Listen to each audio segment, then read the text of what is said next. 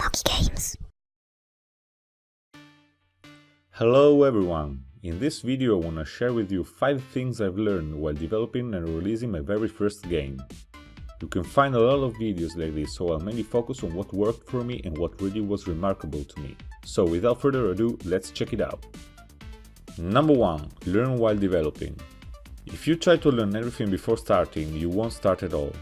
Game engines nowadays are full of features that cover all possible game mechanics, and you would spend years learning all of this. Moreover, these engines get updated quite often, so it would be only a useless massive load of work.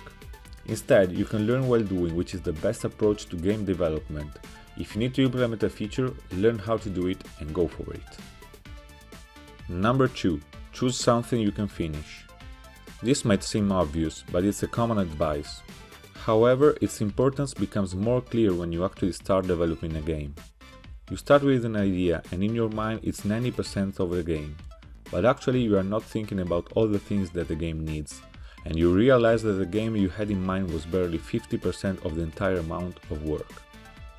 Only finishing a game will give you a consistent idea of what the game needs, and you realize how important it is to choose something affordable, that covers the entire development process and that avoids lack of motivation because too long.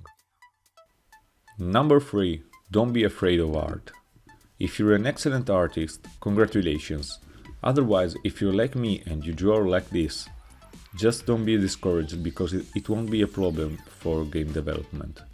My approach was that I bought a drawing tablet.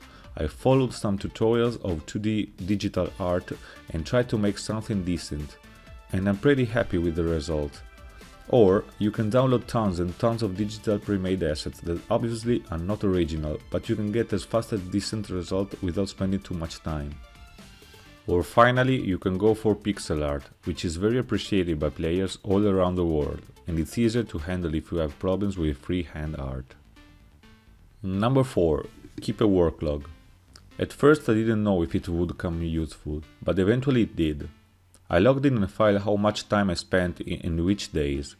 This finally revealed that even if Enjoy Scale's development time took me from June to November, I just spent on the project 83 hours, which is a little more than a 2 weeks full-time job.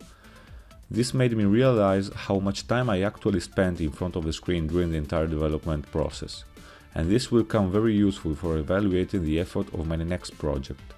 And if you think that 5 months for 83 hours of development are too much, my advice is that if you have a full-time job, don't work on your game if you don't want to, or you'll drop your project because you get nauseated. Number 5. Git and Trello. I started the project by versioning the game with Git because it kinda gives me the rhythm of my work and helps me mentally close a task whenever I push. I personally use GitLab because I use it also in my full-time job, but you can use whatever you want, of course. I also recommend to use something like Trello. It's basically a board full of post-it notes that you can add, edit, and drag in order to keep track of all the features you need to implement and bugs you find during the development. It helped me a lot because it gave me this sense of milestone and achievement that it is so important to keep motivation high.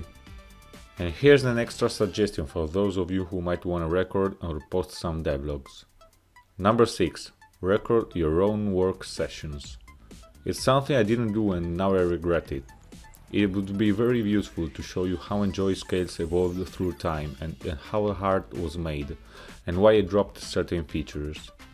This is a mistake I'm not gonna make for my next game. I'm starting prototyping and I'll keep you posted on how new game development goes.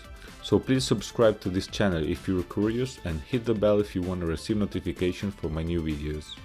If you wanna let me know what helps you and what's important for you in game development, please leave a comment below. Smash the like button if you found this video helpful, and see you next time.